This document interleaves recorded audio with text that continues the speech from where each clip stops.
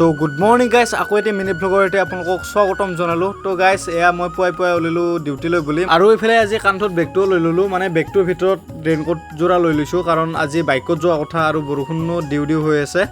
তো এইফালে ইয়াৰ কৃত্ৰিমজনে বাইক লৈ আহিছে তো আজি ইয়াৰ লগতে বাইকত যাম এইফালে যি ভাবি আছিলোঁ তাকে হ'ল বৰষুণটো দিয়া আৰম্ভ কৰিলে মানে বকো পাব হোৱা অৱস্থাত বৰষুণটো আৰম্ভ কৰিলে তো আমি দুয়োটাই ৰেইনকোট যোৰা মাৰি ল'লোঁ তো বাইকত অহা জুতিটো মই আজি ভালকৈ পাইছোঁ এইফালে বাইকৰ পাছৰ চকাটোৰে যিটো হিচাপত পেক চিটকি আছে মোৰ লং পেণ্ট আৰু জোতাৰ অৱস্থা চেছ তো এইফালে আকৌ তেল ভৰাবলৈ সোমালোঁ তেল ডিপুত